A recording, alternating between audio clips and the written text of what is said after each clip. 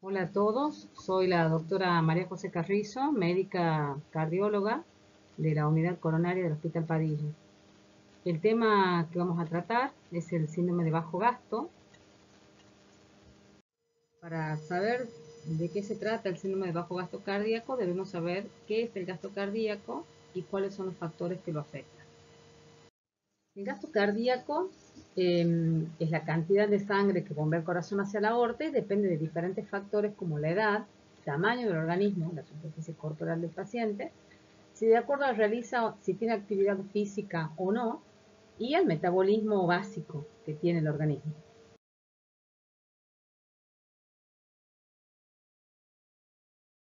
El gasto cardíaco podemos decir que es el volumen sistólico por la frecuencia cardíaca en un minuto, y el volumen sistólico se va a ver afectado por la precarga, la poscarga y la contractilidad miocárdica. Si tomamos como promedio la frecuencia cardíaca de 70 latidos por minuto y el volumen de eyección de 70 mililitros en cada latido, podemos estimar que el gasto cardíaco es aproximadamente de 5 litros en un minuto.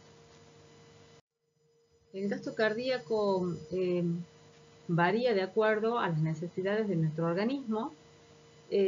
Dijimos que se va a ver afectado el volumen minuto por la precarga, que es la longitud que alcanza la fibra cardíaca antes de cada sístole, y que va a estar relacionado con el llenado ventricular y determinado por el retorno venoso. También se ve afectado por la poscarga, que es la resistencia que tiene el ventrículo izquierdo en el momento del vaciamiento, y se encuentra relacionado en forma inversa con el gasto cardíaco. Está determinado también por la fuerza que tenga de contractilidad la fibra miocárdica y la distensibilidad de la pared de la aorta, así como la resistencia vascular sistémica. Y el tercer factor que digamos, influencia en nuestro gasto cardíaco es la contractilidad miocárdica, que es la capacidad que tiene el miocardio de poder bombear la sangre hacia nuestro cuerpo. La regulación del gasto cardíaco se refiere a aquellos mecanismos que ejercen el efecto cronotrópico en el corazón, ya sea cronotrópico positivo, que son todos aquellos que aumentan la frecuencia cardíaca, como por ejemplo la noradrenalina, la adrenalina, el sistema simpático. Y el efecto cronotrópico negativo, que serían todos aquellos mecanismos que disminuyen la frecuencia cardíaca, en este caso el sistema parasimpático. El gasto cardíaco, el síndrome de bajo gasto entonces va a ser la incapacidad que tiene el corazón para poder mantener un volumen minuto adecuado y poder satisfacer las necesidades de oxígeno en todos los tejidos de nuestro cuerpo y de poder remover todos aquellos metabolitos que sean tóxicos. Como dijimos que el gasto cardíaco se ve afectado o determinado por el volumen minuto de la frecuencia cardíaca, todo aquello que genere una alteración en ambos factores va a afectar el gasto cardíaco. Cuando el volumen minuto disminuye, por ejemplo, por un trastorno en la contractilidad miocárdica, la frecuencia cardíaca del paciente se va a ver afectada, va a aumentar en forma refleja. El síndrome de bajo gasto es un síndrome que presenta una alta mortalidad cuando no es corregido. Y lo que tenemos que hacer es tratar de mejorar al inicio el volumen minuto del paciente, pero la utilización de fármacos no es suficiente. Lo que tenemos que hacer es plantearnos un algoritmo diagnóstico, determinar cuál es la causa para poder resolverlo. ¿En qué paciente debemos sospecharlo? Bueno, debemos sospechar que puede presentar un síndrome de bajo gasto un paciente que tenga antecedentes cardiovasculares, como una valvulopatía, una enfermedad de las arterias coronarias, un paciente que tiene antecedentes de un infarto o ha presentado un infarto en su internación y que presenta una fracción de eyección disminuida.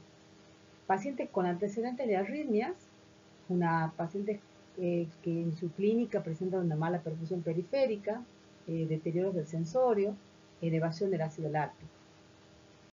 Clínicamente, otra forma de sospecharlo es cuando la presión arterial media desciende por debajo de los 65 milímetros de mercurio, o cuando la presión arterial sistólica es menor de 90 milímetros de mercurio, esto sostenido por más de 30 minutos. En pacientes que tienen una hipertensión de difícil manejo, también podemos decir que cuando el paciente tiene un descenso de 20 milímetros de mercurio en forma sostenida al valor basal que tiene. Eso también va a generar una disminución del volumen minuto. Podemos ver también descenso de la saturación venosa menor de 65, un índice cardíaco menor de 2.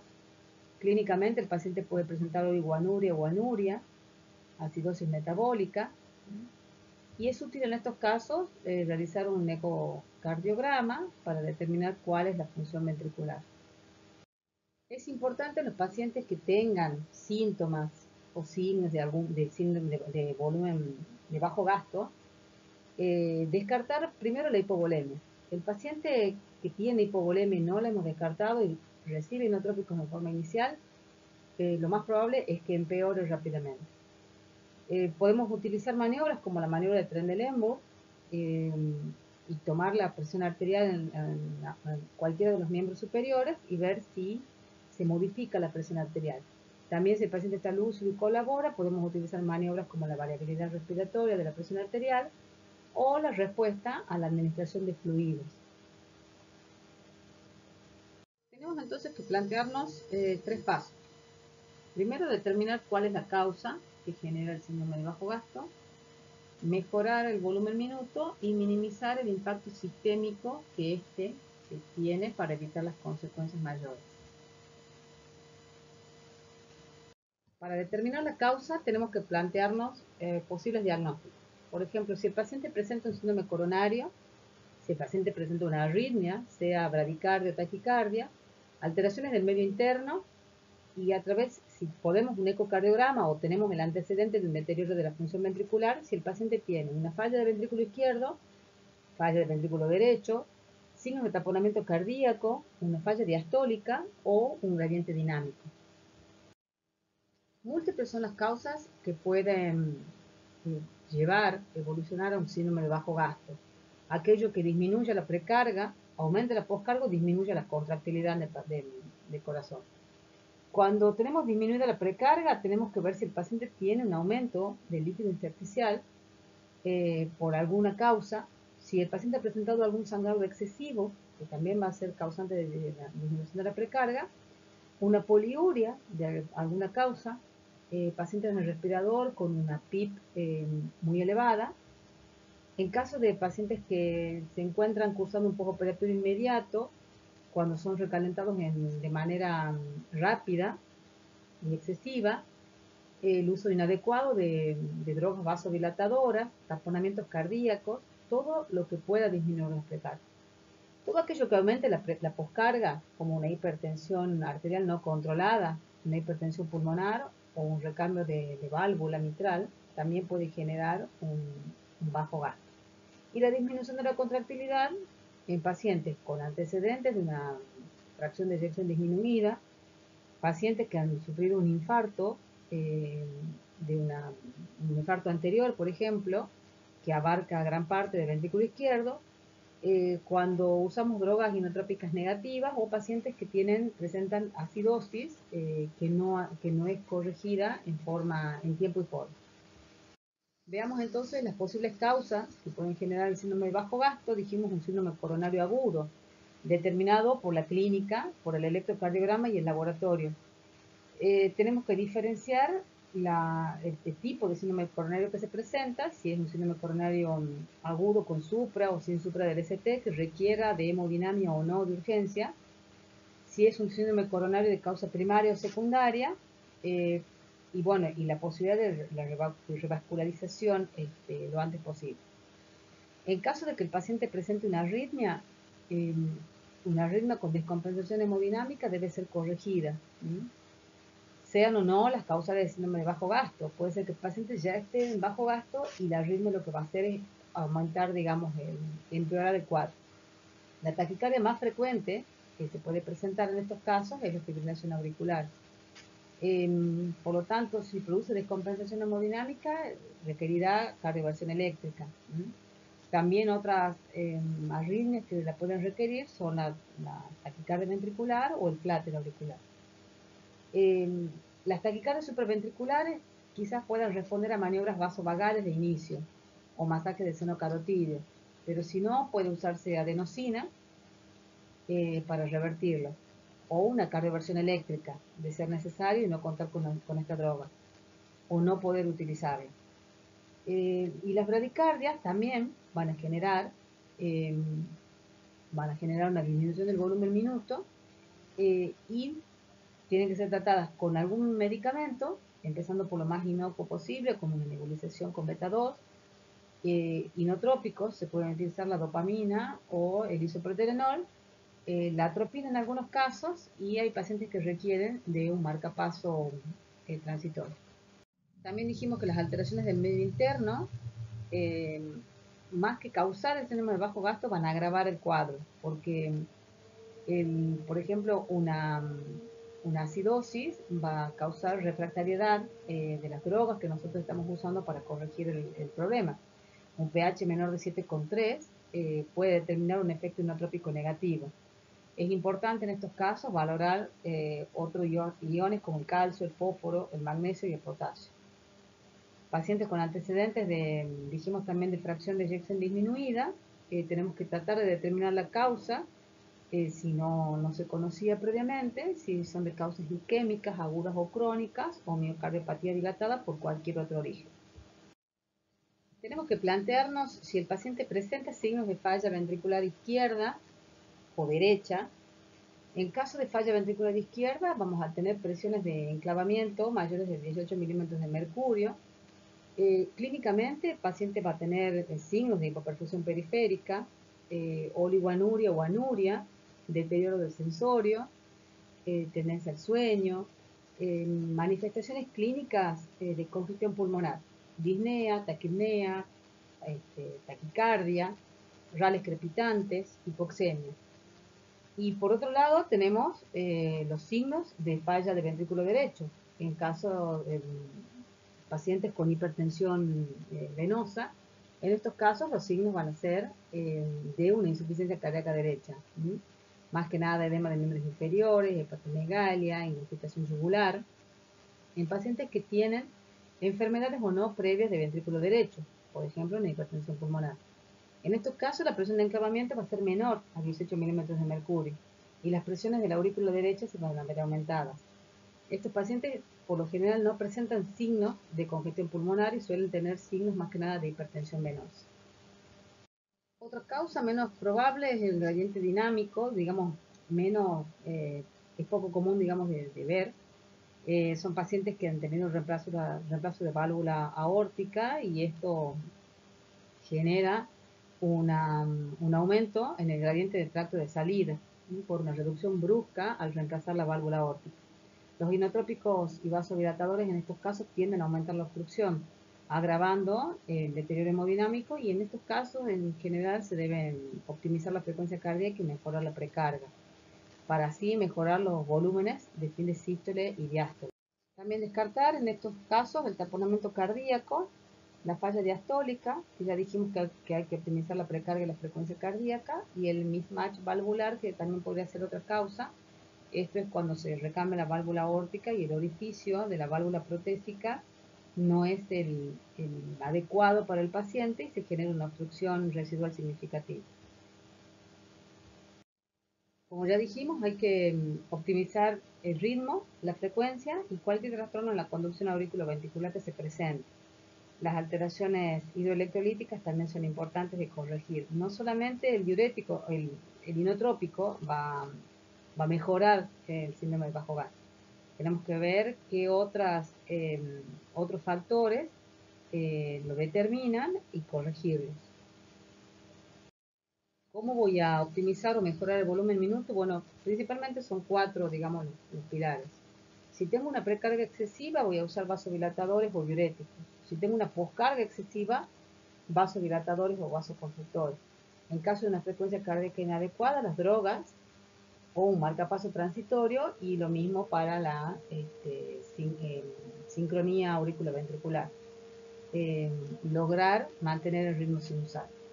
Voy a utilizar drogas que mejoren el volumen minuto, aumentando la contractilidad ventricular, siempre usando métodos inocuos previamente, ¿sí? Todo lo que no le genere efectos colaterales al paciente. Para aumentar la precarga, si aumento la precarga en forma brusca, puedo generar una congestión pulmonar y alterar la hematosis. aumentando la hipoxemia, el trabajo respiratorio del paciente. El aumento de la presión venosa afecta hígado, riñones y disminuye el filtrado glomerular. Entonces, lo que tengo que hacer es optimizar la precarga, pero sin generar un estrés de la pared del ventrículo derecho, para no llevar a agravar la disfunción. La disminución de la precarga va a disminuir el estrés del ventrículo derecho, y en estos casos puedo utilizar vasodilatadores, diuréticos y la restricción hídrica, siempre eh, con una dosis inicial baja en cuanto a los vasodilatadores.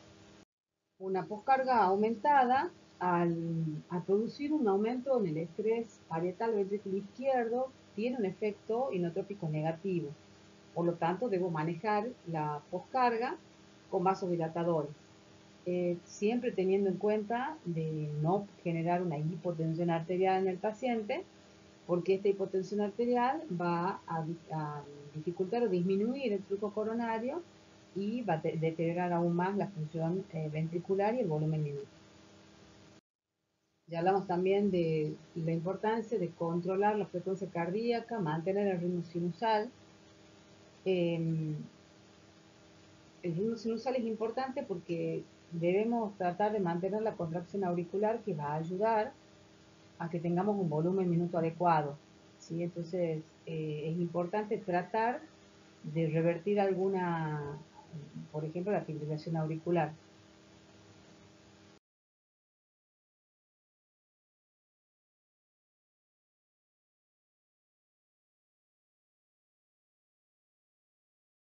Habiendo valorado ya las posibles causas, digamos, que podamos corregir con métodos inocuos, como por ejemplo corregir la frecuencia cardíaca, el ritmo, si tiene una hipovolemia, acidosis metabólica y el síndrome de bajo gasto persiste, debemos utilizar drogas como los inotrópicos para corregir el deterioro de la función sistólica. La elección del medicamento va a depender del paciente. En caso de la dobutamina o el isoproterenol, es un ejemplo de drogas cuando, además de mejorar el inotropismo, necesitamos aumentar la frecuencia cardíaca. En caso de la mirrinona, es útil cuando no queremos aumentar la frecuencia, pero necesitamos un efecto vasodilatador. La noradrenalina es cuando tenemos un paciente con una vasodilatación excesiva, por ejemplo, un paciente en un postoperatorio inmediato, vasopléjico, o un paciente con una sepsis e hipotensión, y la podemos asociar a un vasodilatador. El tercer punto era minimizar el impacto sistémico para ayudar, digamos, al paciente. Para esto, lo que logramos con esto es aumentar la oferta de oxígeno y disminuir su demanda. Todo aquello que genere una mayor demanda de oxígeno, como por ejemplo el dolor, la hipotensión, la anemia, la hipoxemia, un paciente con fiebre. Tenemos que normalizar el ácido láctico, tratar de normalizar la saturación venosa y considerar en estos pacientes, si persiste el bajo gasto, la asistencia respiratoria mecánica. El síndrome de bajo gasto reduce el volumen minuto, lo que obliga al organismo a redireccionar el flujo sanguíneo a los órganos que más lo necesitan. Y en los órganos secundarios se genera una vasoconstricción refleja, pero que genera un compromiso que, si es persistente, lleva a una falla multiorgánica. Por ejemplo, el compromiso de la piel, que lo vamos a evidenciar con una disminución del relleno capilar, una mala perfusión periférica, cianosis distal en miembros. El compromiso renal, pacientes que pueden evolucionar con oligoanuria o anuria incluso, a nivel hepático o de la circulación esclárnica. Esto se genera una acidosis metabólica porque hay un aumento en la producción del ácido láctico. Por eso es importante que los medicamentos que vayamos a usar no sean en dosis máximas, sino que tratemos de combinar medicamentos para poder minimizar los efectos colaterales que estos tienen. Los métodos, digamos, diagnósticos utilizados, bueno, van a ser en estos pacientes, más allá del laboratorio, con gases en sangre, el electrocardiograma, un ecocardiograma transesofágico o transtorácico. Vamos a tener que, en lo posible, medir las presiones de las cavidades cardíacas, de las cavidades derechas, de la arteria y las presiones capilares pulmonares. Para esto se utiliza un catéter de Swan-Ganz, el catéter central de monitorización invasiva en aurícula derecha y arteria pulmonar, que nos permite medir no solamente el gasto cardíaco, sino la presión venosa central, la presión de la arteria pulmonar, temperatura central, y nos permite también la administración de fluidos o extraer muestras de sangre. Este catéter atraviesa la aurícula y llega hasta la arteria pulmonar.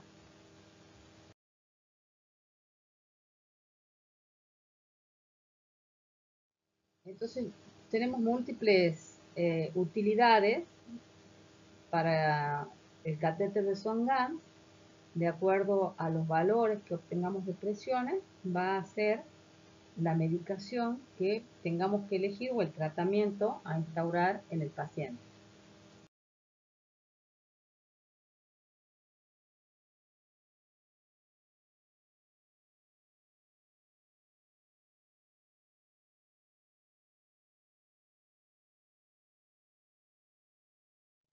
El síndrome de bajo gasto cardíaco, entonces, es un cuadro clínico grave con una alta mortalidad que puede presentarse si no tenemos un monitoreo del gasto cardíaco. Podemos sospecharlo cuando el paciente presente presiones arteriales, presión arterial media menor de 65 o sistólica menor de 90, sostenida por media hora o más, pacientes con oliguanuria, es decir, una diuresis menor de 0,5 mililitros kilo hora, saturaciones venosas menores de 75, pacientes con una hipovolemia relativa, un lactato mayor de 3 milimol por litro, eso es una alteración del sensorio, una mala perfusión periférica. Puede ser considerada una insuficiencia cardíaca aguda, grave, que por trastornos, digamos, ya sea en su componente cardiogénico, puede ser una alteración distributiva, hipovolémica. Es un síndrome que puede ser reversible, tratable, transitorio. Entre las primeras 24 y 48 horas podemos ver una mejoría de acuerdo a la etiología que lo ha causado. Y de no ser así, puede llevar a una disfunción multiorgánica grave y a la muerte del paciente. Es importante contar con un monitoreo continuo del paciente. Si no tenemos la posibilidad de un catéter de Swan-Ganz para poder medir el gasto cardíaco en forma o presiones, sí tenemos que tener en cuenta tener un paciente conectado a un monitor para valorar el ritmo, la frecuencia cardíaca del paciente, la presión arterial, la presión venosa central, la saturación, contar con laboratorios que puedan realizar gases arteriales y venosos, controles de ingresos y egresos, es decir, realizar balances de fluidos, teniendo en cuenta diuresis, drenajes, las pérdidas insensibles, la catarsis del paciente. Los objetivos que yo debo buscar en el tratamiento de los pacientes es mantener una presión arterial media por arriba de 70 o una sistólica por arriba de 90, una presión venosa central entre 8 y 12, puede considerarse quizás mayor de 15 en caso de ventilación mecánica. De todas maneras, si está aumentada, digamos, no es un valor confiable a veces. La diuresis del paciente mantenerse por arriba de 0,5 mililitros kilo hora, un índice cardíaco en caso de poder obtenerlo mayor de 2,2, saturaciones venosas mayor de 75%, un lactato menor de 2.